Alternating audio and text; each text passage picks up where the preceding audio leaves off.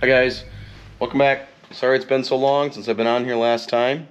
Last time I was on, I think I was working on this inner fender on this 57 and I ran out of argon, or I didn't have any argon, so I was gonna weld that in. So tonight I think I'm gonna finish welding that in, show you how I do that, and then stand in front of my windowed sedan delivery here. So I think what we're gonna do tonight is I'm gonna give you a closer look at this, because this is gonna be the next one I work on. I was gonna repair that quarter panel, and I'll show you that here in a little bit, but I think what I decided I'm gonna do is I'm gonna actually take the body off the frame on this. I wasn't going to. I was just gonna leave it on there. I put side mount conversions in it and put a motor and trans in it and drive it, but for the very little amount of rust this has, I think I'm just gonna take it off the frame so I can redo the frame real nice and do the bottoms of the floors, paint them so it's nice. But in a second, I'm going to finish welding this, then we'll get to that. I'll get underneath it and I'll actually show you how solid this car is. And I'll show you why I think it's solid. And also I'll show you what the different moldings are in this car, because they actually have moldings that are specific just to this car. Like a handyman two-door wagon has their own moldings, and a sedan delivery has their own moldings. But there's some moldings that actually mix the two together. So we'll get to that, and then I did find those accessories that I said I was going to try to find for you guys that I couldn't find. I did finally find them, so I'm going to show you those. They're pretty rare, and I think they're pretty cool. So let's get to it. Alright, so here's where we are on the center fender. So I did get this patch panel all trimmed out, so it fits real nice. Cleaned up the metal so the welds stick good. You never want to weld rusty metal because you'll have impurities in it and it just won't be right. So after I get this welded in, we'll test fit it in the fender, and then I can mark where the holes have to be drilled in. Should look pretty good when we're done, so let's get to welding. Alright, so for those of you guys that don't weld or want to learn to weld, I use one of these quite a bit. It's called a welding spoon. It's made of brass. So anytime I'm butt welding something like this, if I can get to it, I usually hold this behind it, because if there's any little gap, it kind of helps support the weld. Where if you don't have this, you know, sometimes if you get too hot, it can burn right through and drop out. So if you're going to weld, I'd recommend using one of these.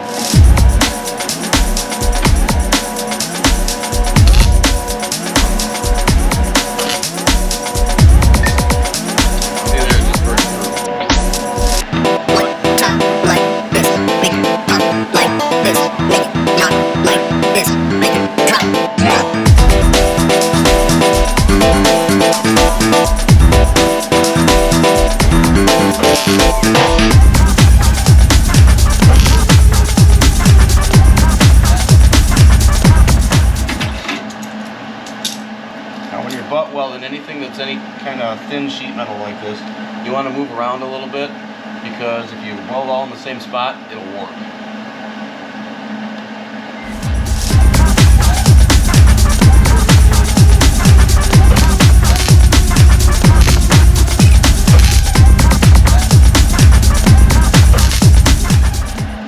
A lot of guys use like a wet rag they keep with them to quench it, to cool it off right away. Like on big panels, like when you're doing like a lower quarter or something, that's good to use for that too.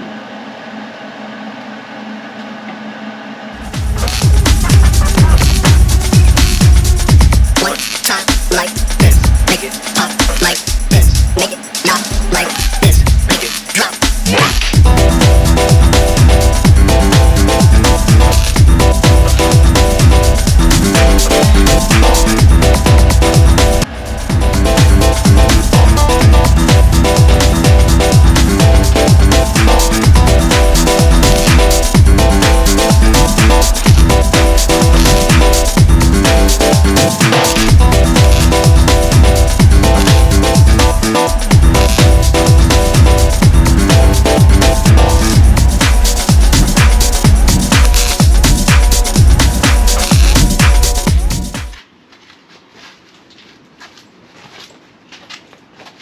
Okay, now that we got the welds all done, let's dress them and we'll see how it turned out.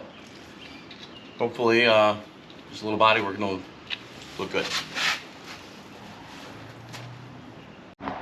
Okay, well, it's not perfect, but it'll work for me. So that's what we ended up with. So nice, shiny, not rusted out metal. So let's see if it fits in the inner fender, let's see if it fits okay in the fender. Okay, so yep. So now all I got to do is mark those holes and drill them, and that'll be a nice saved inner fender. Strip it all down in the blast cabinet and give it a good coat of epoxy and some medium or glossy black paint, and we'll be good to go.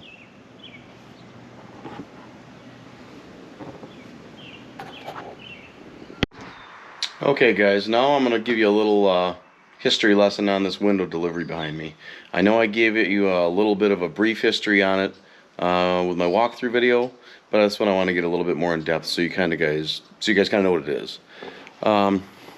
So yes, this is my sedan delivery with windows.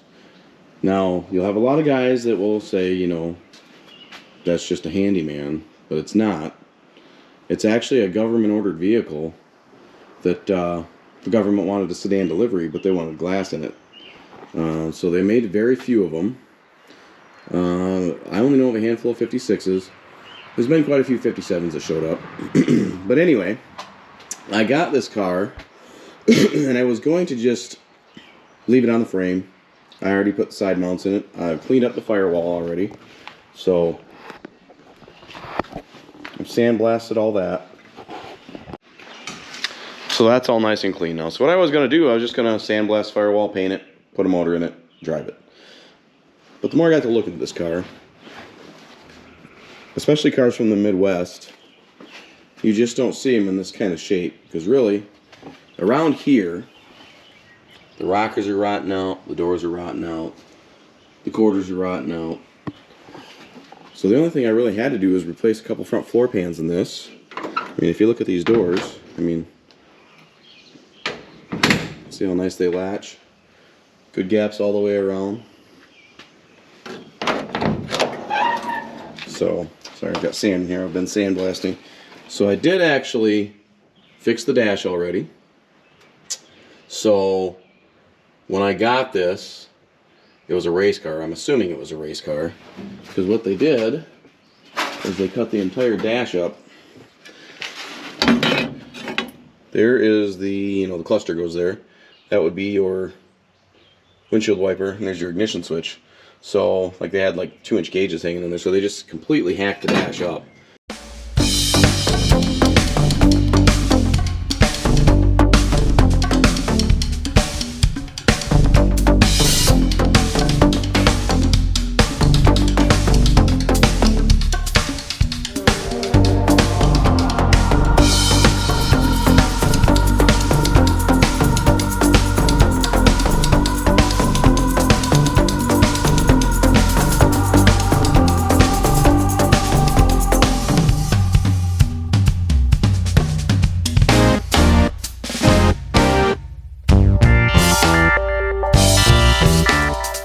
Luckily I had another dash sitting around here, so I got that all fixed up. So that was probably the hardest part of this car. Put that floor pan in already. I got to fix the 4-speed hole that they all have. So we'll do that pretty soon here. But like I said, what I really was going to do is just drive it. But with a car this nice, I think it deserves to come off the frame and have the frame all done up. I think what I'm going to do is I got that fuel injected small block 350 I'm going to put in it over there, and I got a set of Kragers that I'm going to put on it, but I think I'm just going to make it flat black primer or epoxy primer, or just I'll probably put a top coat on it just so it stays nice. But I'm going to show you some of the differences of these. So the only piece this was missing was that's the hinge cover for the liftgate hinges, and luckily I parted out, started to part out another 56 sedan delivery, an actual sedan delivery. So that's kind of a hard, expensive piece to find. But here's the other pieces that are super hard to find. So these are plastic, and they're super. I mean, if they don't come with a car, I mean, I got lucky and I actually found a set for my uncle. He has one of these 56 window deliveries himself, and it didn't have them, and I actually found a pair for him at the swap meet a few years ago. But what these do is they go just like, is it this way?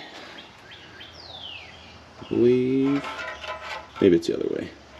But anyway, what they did is they took the GM trim for a regular handyman wagon, and they cut it, and they designed these pieces that actually adapt. There, I think it goes like that. The handyman trim to the sedan delivery trim. So let's get in there and show you what I'm talking about. Alright, so we're sitting in the back of the car now, and here's where those moldings go. I'm trying to figure out exactly which one goes where. So I think, so if you see here, the top of this metal trim, you know, on a regular two-door wagon, right about here and here, you'll see these little pieces. So you've got a big piece that goes all along there. It's like a big C-shaped piece, and this piece is solid, comes all the way down in there. So it's all one piece. Well, these, they cut the ends of them off right there, and they took this piece and they cut it off here. So I mean, if you really wanted to, I imagine you could make one of those out of a regular two-door wagon, you know, interior trim molding. But these pieces are what would be super hard to find.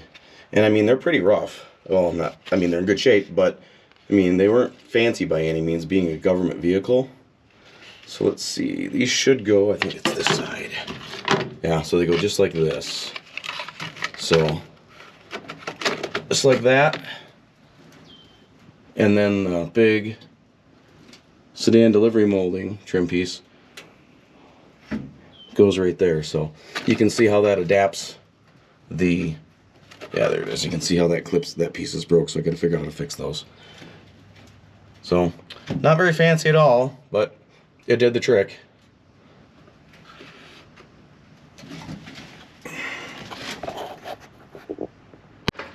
So here you can see just how solid this really is.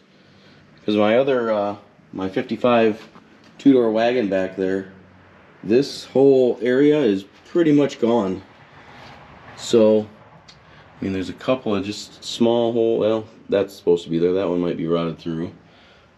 But all in all, the back of this is pretty solid. There's a little hole right there in the spare tire well I'll have to fix. The two front floor pans. There's some pinholing up in the toe boards. And then this is probably the worst spot of the car right here. So the very lower quarter is rotted. So I have one of these panels, which I'm not crazy about using because they never fit right in the wheel well area. So what I think I'm going to do, I'm going to trim through here and use this radius, just kind of fix what I can, and just replace the very bottom of it and just a little portion of the rocker right there. And this door is pretty well the same thing. I mean, it sags a little bit. Got the original door panels in it. That's obviously going to go away. We'll get new ones. But another way to tell a window delivery for sure is if you look, I don't know if you can see these, but there's extra stampings right here. Like this is a 56, but it says C55-262 right here. I imagine that was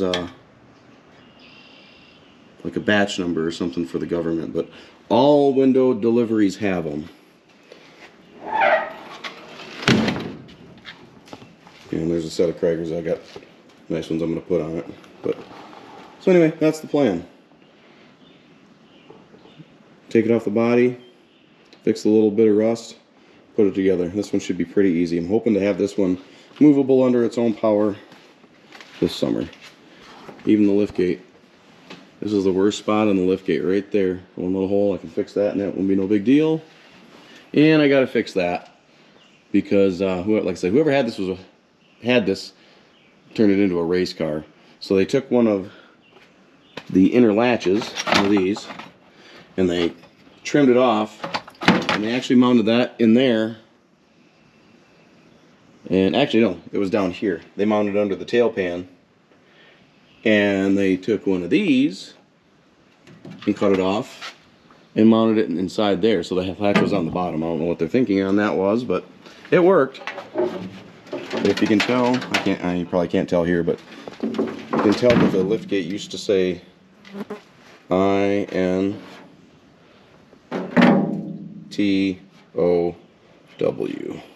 in tow. So my thinking was this was obviously it was a government car, probably was on the road for a couple years, and then the government sold it for surplus. Somebody bought it cheap and turned it into a race car right away. That's why it stayed such good shape. I mean, the underside, all the floor supports are good. The seams where everything comes together is good. Like I say, in the Midwest, we don't usually find cars like this. So I kind of lucked out on this one, especially since it's so rare. But if you ever see anybody that says they have a window delivery, don't try to tell them they have a handyman, because they will laugh and tell you you don't know what you're talking about.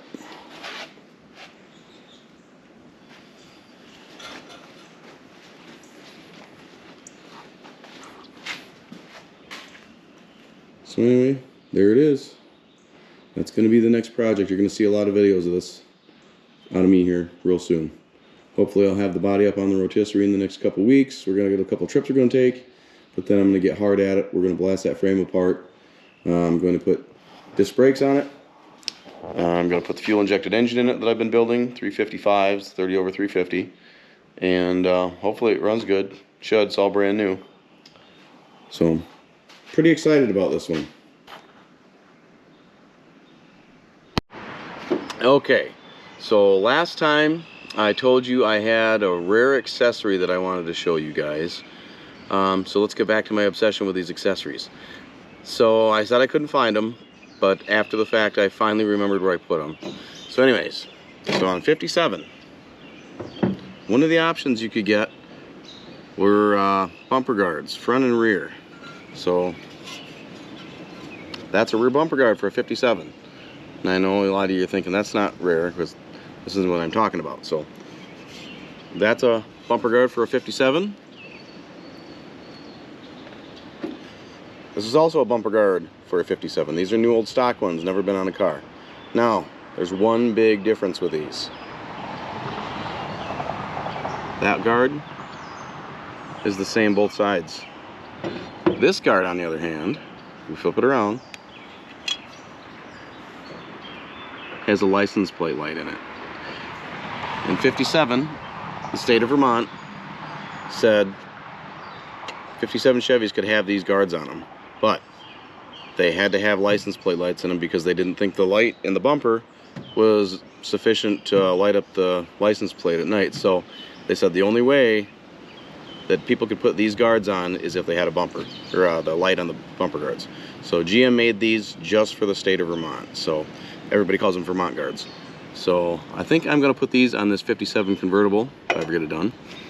But that's today's rare accessory. And here is the other side. So they're pretty decent shape. Like I say, they are new old stock, so they've been sitting around a long time. So I think I might have them re-chromed. But they're pretty presentable otherwise. So I'll decide later.